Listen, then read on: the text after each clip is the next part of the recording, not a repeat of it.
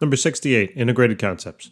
Frozen waste from airplane toilets has sometimes been accidentally ejected at high altitude. Ordinarily, it breaks up and disperses over a large area, but sometimes it holds together and strikes the ground. Calculate the mass of 0 degrees Celsius ice that can be melted by the conversion of kinetic and gravitational potential energy when a 20 kilogram piece of frozen waste is released at 12 kilometer altitude while moving at 250 meters per second and strikes the ground at 100 meters per second. Okay, so basically anytime they're talking about conversion, right, they mean that energy is going in one form or is being transferred, I should say, from one form to another. So basically we're going to assume that the kinetic energy change, okay, the change in kinetic energy, plus the change in potential energy will then equal the change in basically heat energy. Okay, so if we notice, right, both at the start, the whatever this thing is, this mass from the toilet mass from the airplane is going to be. You got to admit, some of these questions are definitely interesting. This particular mass is going to be traveling at a certain initial velocity, and we notice it ends at a final velocity less than it started with. Therefore, it must have lost kinetic energy. Also, we realize that it starts up 12 kilometers high, and eventually it reaches the ground, so it loses also potential energy. Right? Okay, so all we have to do is find the difference. Now, we can use the difference formula. So for kinetic energy, it's going to be equal to 1/2 the mass multiplied then by the difference in velocities, right, squared.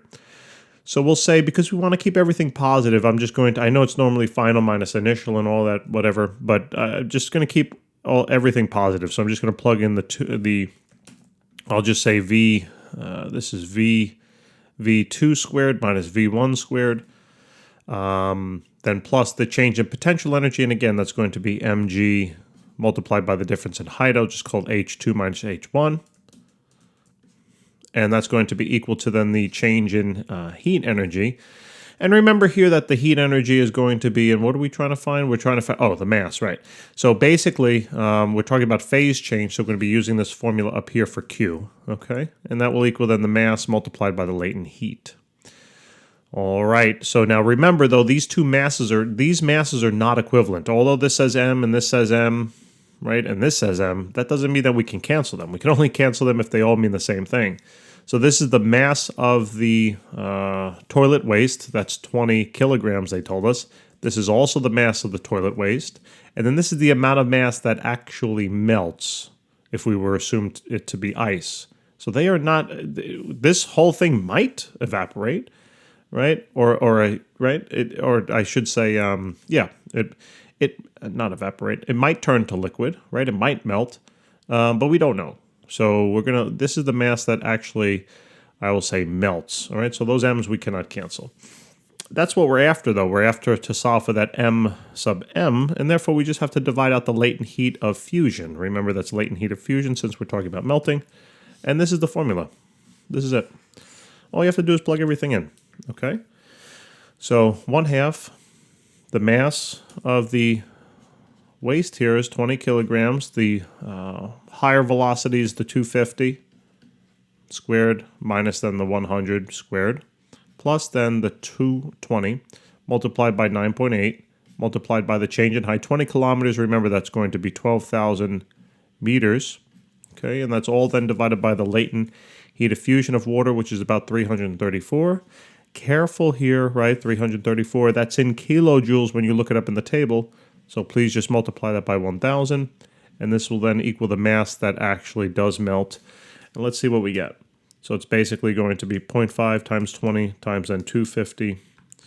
Make sure I got my parentheses there. 250 squared minus 100 squared. And then add to that 20 times 9.8 times then 1,200. Excuse me, 12,000. Then divide that by now 334,000.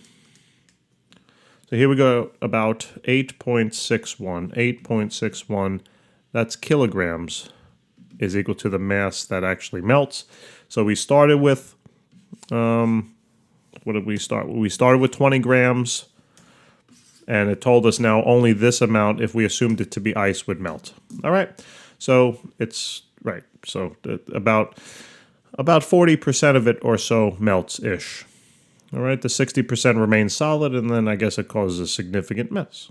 Okay, guys, thanks for tuning in. Please remember to help us out and subscribe. We appreciate your viewership and your support very much. We thank you in advance, and we'll see you soon. Take care.